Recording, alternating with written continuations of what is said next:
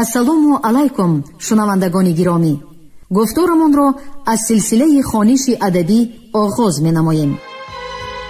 ба таваҷҷӯҳи шумо бозгӯи китоби асосгузори сулҳу ваҳдати миллӣ, пешвои миллат, президенти ҷумҳурии Тоҷикистон муҳтарам Эмомалӣ Раҳмон, чеҳраҳои мондагор. ровӣ Ализода Абдурашид Хоҷамқул. гуфтори 12.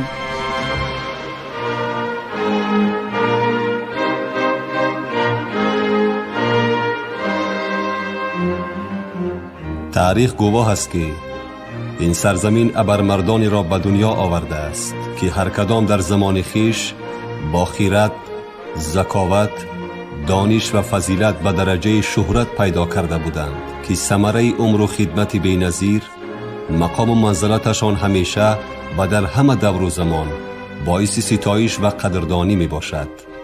ёд овардан ва муаррифӣ кардани шуҷоату далерӣ, фазлу дониш ва бузургиву тавонмандии онҳо далели эҳтироми мо ба таърих ва симоҳои таърихиву фарҳангии халқи азизамон аст. эмомалӣ раҳмон, президенти ҷумҳурии Тоҷикистон.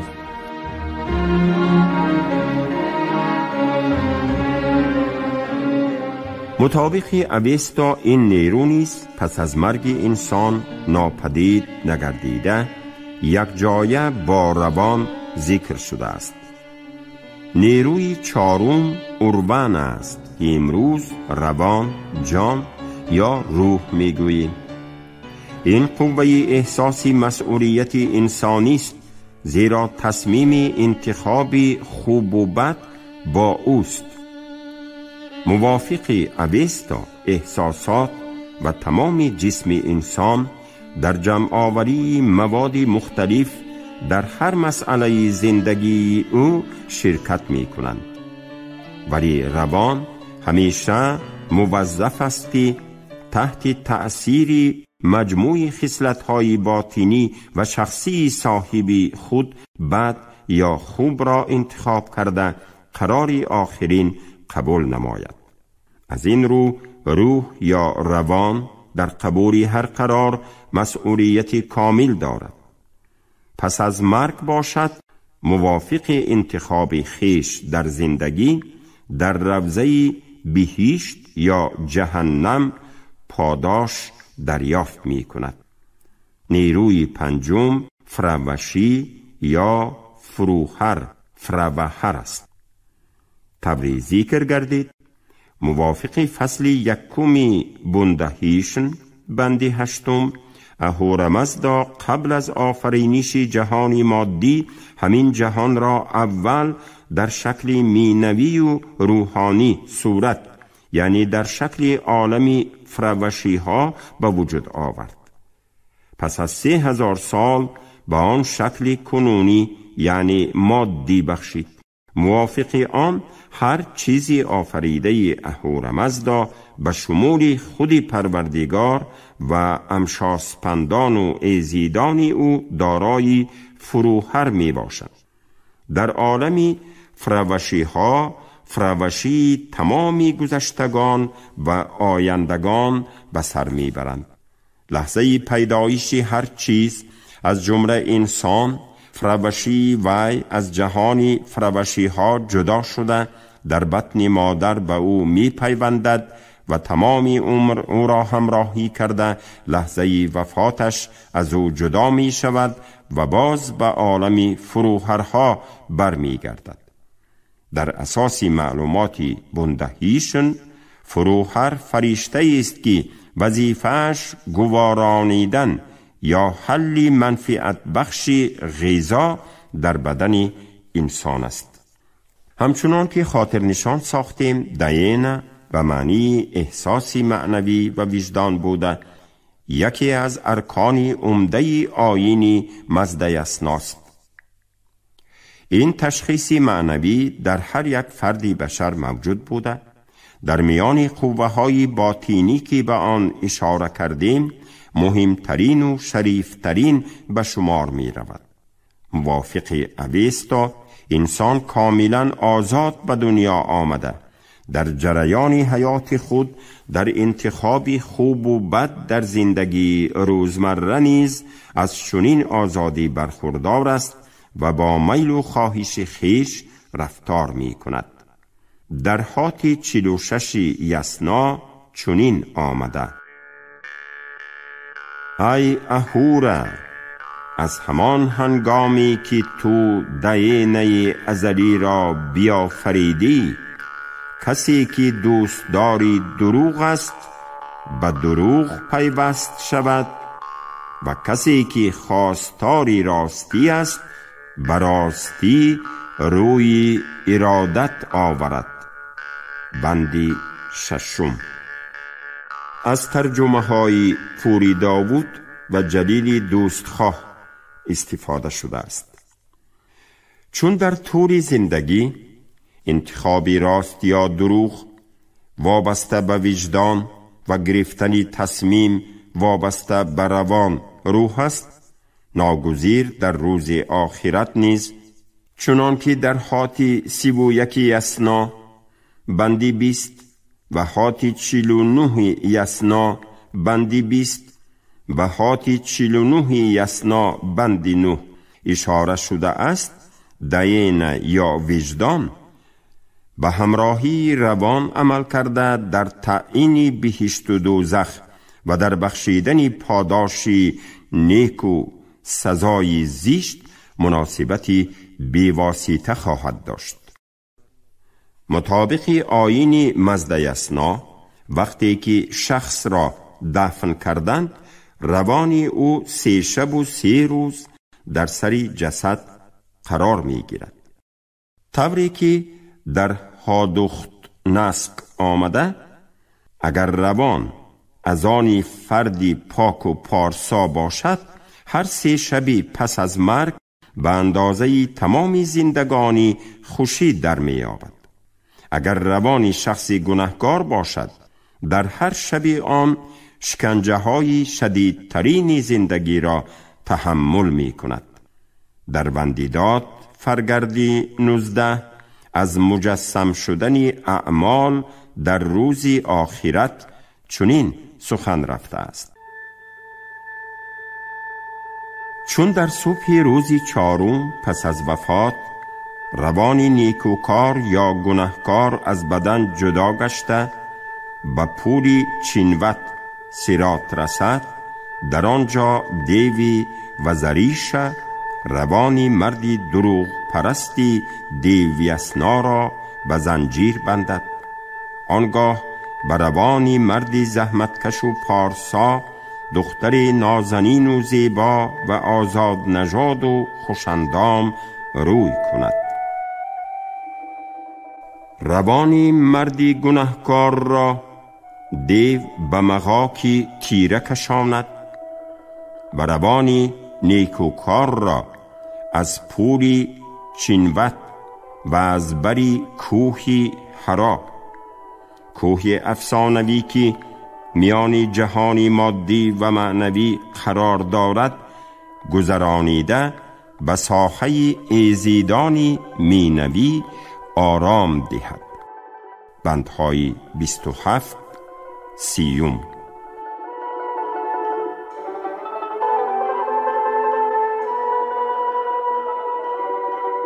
استاد پوری داوود در یشتها 2 فرگردی هادخت نسک را که تا زمانی ما پره نرسیده و به این مسئله روشنی می اندازند آورده است.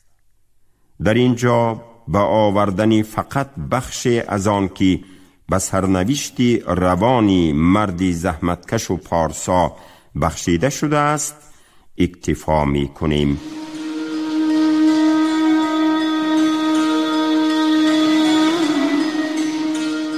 هادخت نسک فرگردی 2 بندی 7.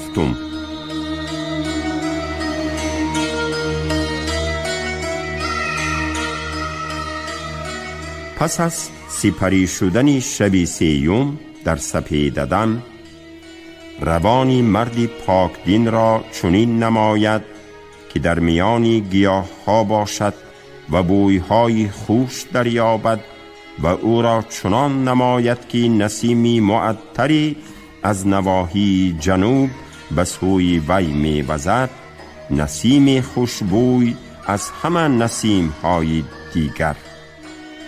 و مردی پاک دین را چنین می نماید که این نسیم را به مشام خود دریافته باشد. چنین گوید: ای دختری جوان، تو کیستی؟ تو ای خوشندام ترین دخترهایی که من دیدم. تو ای جوان مردی نیک پینداری، نیک گفتاری، نیک کرداری، نیک دین. من دینی خود تو هستم. پس کجاست کسی که تو را دوست داشت، از برای بزرگی، نیکی، زیبایی، خوشبویی و نیروی پیروزمند و قدرتی به دشمن غلبه کننده تو، آنچنان که تو به نظرم می آیی؟ ای جوان مردی نیک پینداری، نیک گفتاری، نیک کرداری، نیک دین. آن کس تو هستی که مرا دوست داشتی از برای این بزرگی و نیکی، زیبایی و خوشبویی و نیروی پیروزمند و قدرتی به دشمن غلبه کننده من، آنچنان که من به نظر تو می آیم. وقتی که تو می دیدی دیگری پیکر می وزانید و به بت پرستی می پرداخت، ستم می ورزید و درختها را می برید، آنگاه تو نشسته گاتها می سرودی و آبهای نیک و آذر اهرمزدا را می ستودی و مرد نیک را که از نزدیک و دور می رسید خوشنود می ساختی. محبوب بودم، تو مرا محبوب تر ساختی. زیبا بودم، تو مرا زیباتر ساختی. مطلوب بودم، تو مرا مطلوب تر ساختی. بلند پایه بودم، تو مرا بلند پایه تر ساختی.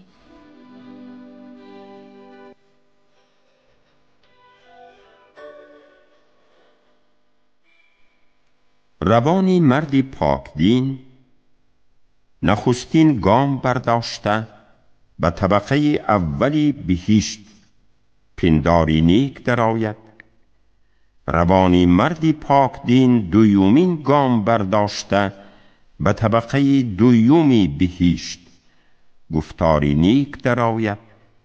روانی مردی پاک دین سیومین گام برداشته به طبقه سیومی بهشت کرداری نیک درآید.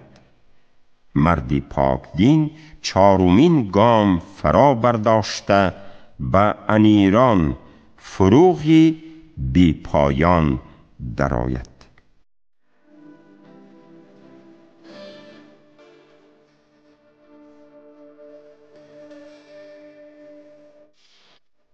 مطابق نوشته منوی خیرت فصل 57 فقره 13 بهشت 3 طبقه: انیران، محل اقامت پروردگار یا فروغی بی پایان است.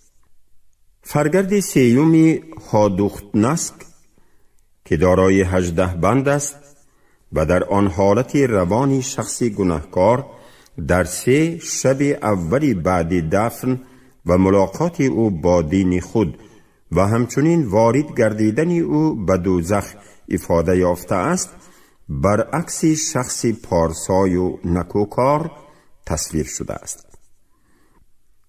در این مکالمه که فرهنگ بلند باطنی آریاییان باستان را انعکاس کرده، مسئله های گوناگونی هماهنگی جهانی معنوی و مادی انسان را در میان می گذارد، مسئله روح و وابستگی آن با وجدان و بخصوص پرابلم وجدان همچون عنصری معین کننده مناسبت انسان با جهان اطراف جلب توجه می کند. گپ در سر این است که موافق تحقیقات متخصصان ساحه، یونانی ها حتی در عصر 5 تا میلاد در زبان خود اصطلاح وجدان را نداشتند. حالان که وجدان همچون کاتگوریای اخلاقی در تشکل اخلاق انسانی مقامی بلند دارد.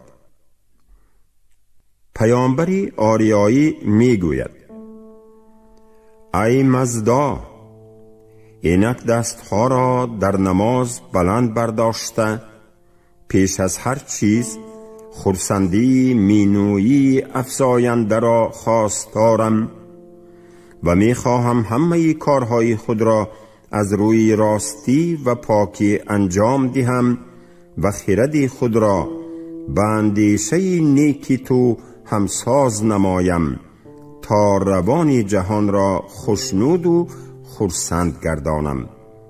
حاتی 28 بند 1.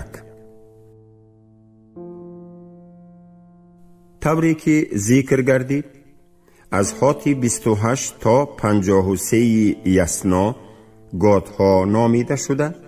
بخش مرکزی اوستا و ترانه های می باشند که به خود حضرت زردشت منصوب است.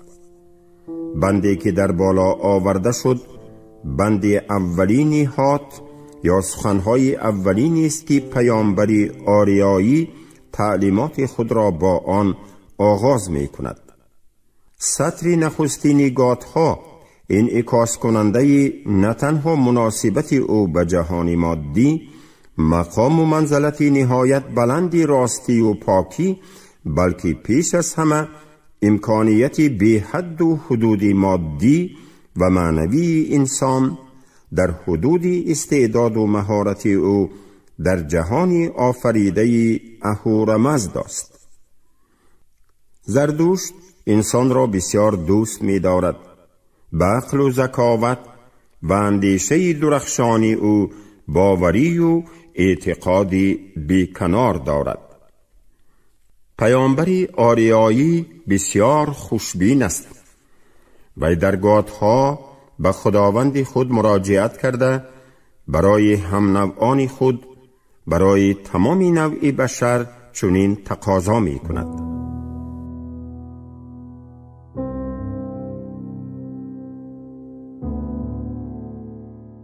ای مزدا، همه نیکی های زندگی را که از آن توست، آنها را که بود، هست و خواهد بود، با مهربانی خیش به ما هدیه نما. قدرت و توانایی مادی و معنوی خداوند بی حد و کنار است. هر چیزی از اندیشه نیکی اهورامزدا در جهان مادی پدید آمده دهنده، بخشنده و فزاینده است. پیامبری آریایی بیش از 3000 سال پیش حدود قدرت آباد کننده انسان را ارزیابی نموده آرزو کرده است که خرد او را با اندیشه نیکی خداوند همساز و هماهنگ نماید.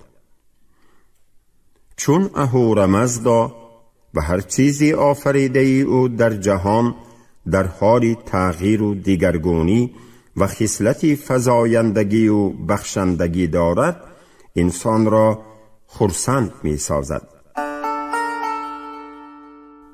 سرچشمه خوشی و سعادت باشد کار و زحمت فعالانه، ابتکار، تشبث و آباد کنی جهان است.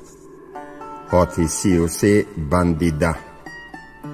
ای مزدا اهورا، بیگمان این هدیه آرمانی را به تن و جان کسانی هدیه می کنی که با اندیشه نیک کار می کنند و در پرتوی اشیا آموزش خرد نیکی تو را به درستی پیش می برند و خواستی او را برآورده می سازند و برای پیشرفت جهان می کوشند.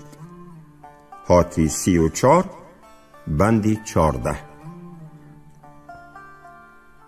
زردشت چنین می شمارد که فکر و اندیشه خوب انسان را وادار به جد و جهد و غیرت و آبادانی می کند.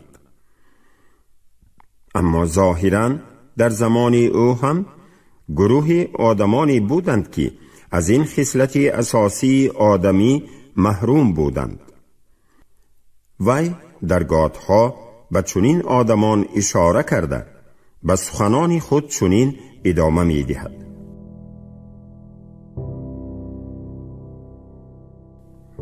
هیچ کدام از این گناهکاران در نمی یابند که کامیابی همان گونه که زندگی به ما آموخته است با کار و کوشش وابسته است. حاتی 32 بند 7. زردوشت در همان دوران قدیم برای انسان برنامه عمل تهیه کرده در پیش او سوالهایی می‌گذارد که بسیاری از آنها تا به امروز راه حل خود را پیدا نکردند. چگونه دوست داری که از آغاز در جستجوی بهترین زندگانی است به آن خواهد رسید؟ چه کسی برای خورشید و ستارگان راه را استوار کرد؟ از کیست که ماه گاهی می افزاید و گاهی می کاهد؟ چه کسی زمین و آسمان را نگاه می دارد؟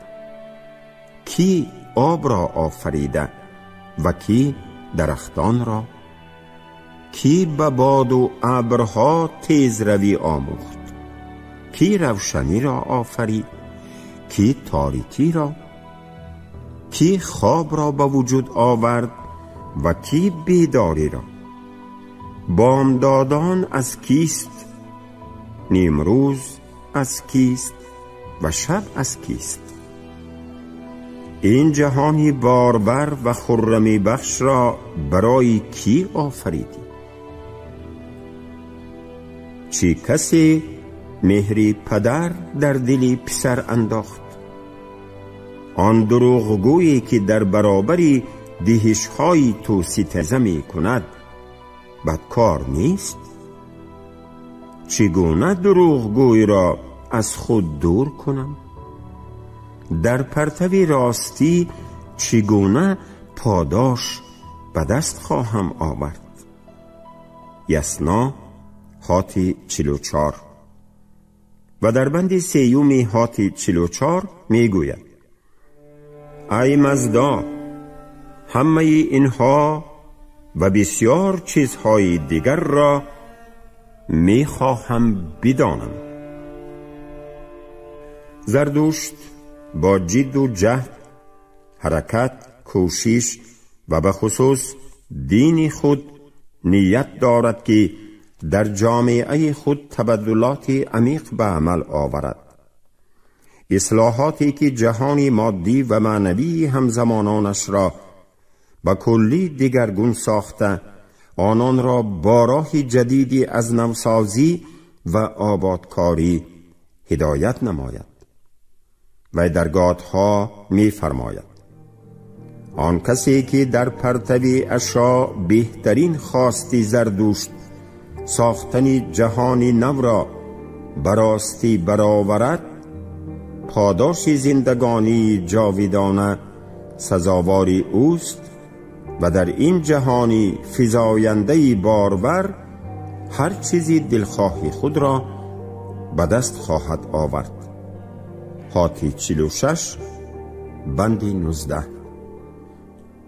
دین زردوشت دین نظری نبودن، دین و نظام عمل است. در آن باید انسان همیشه فعال و اعضای بدنی او و به خصوص اندیشه او کار کند. فکر نکردن، نه اندیشیدن، ملاحظه ننمودن یکی از بزرگترین گناه دانسته شده است. فعالیت روزمره پیروی دین پیش از صبح صادق آغاز می گردد. در این باره وندیداد چنین می نویسد: سحرگاهان خروس بانگ زده می گوید: ای مردم، برخیزید و در نماز خود بهترین راستی را ستایش کنید. دعای اشیم و هو را بخوانید. اشیم و هو یکی از دعاهای مهم پیروان دین مزد یسنا است. نام دعا از کلمه های اولین آن گرفته شده از 12 کلمه عبارت است. ترجمه آن چنین است: راستی بهترین نیکیست، سرچشمه سعادت است. سعادتی کسی است که راست باشد و خواستاری بهترین راستی باشد. دیوی تنبلی را از خود دور نمایید. آن دیوی که می‌خواهد شما را در خواب نگاه دارد. فرگردی 18 بندهای 15-16.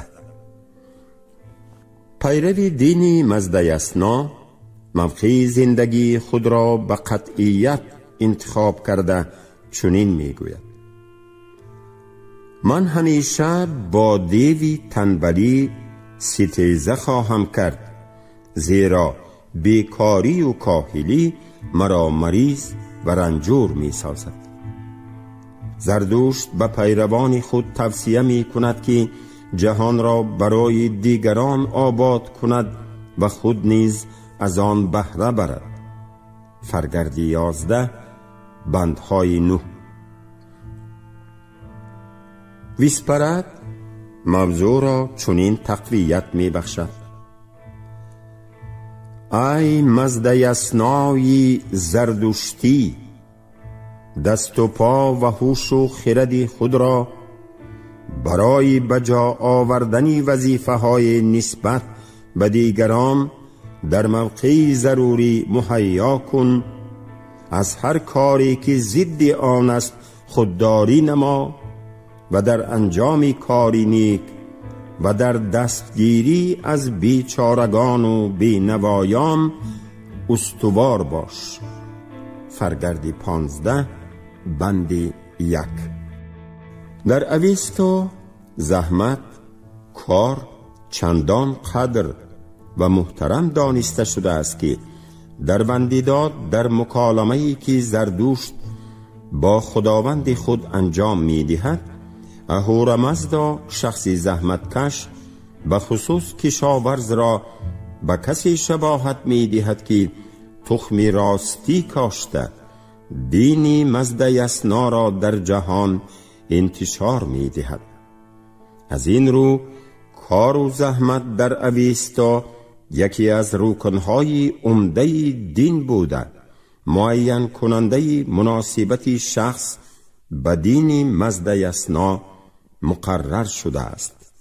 کسی که زحمت می کشد با کسی مقایسه شده است که 100 بار دعای و عبادت کرده، 1000 بار مراسم مذهبی انجام داده، 100,000 بار قربانی کرده باشد. بندی 34 بندی 31 و 28 و 29. شما گفتاری 12 را از روی کتاب اساسگذار صلح و وحدت ملی، پیشوای ملت، پرزیدنت جمهوری تاجیکستان محترم امامعلی رحمان چهره‌های ماندگار در قرائت راوی علیزاده عبدالرشید خوجمپل شنیدید. کارگردان شیرعلی نغزلی، منظم آواز کریم طالبوف. پایان گفتار از سلسله خوانش ادبی.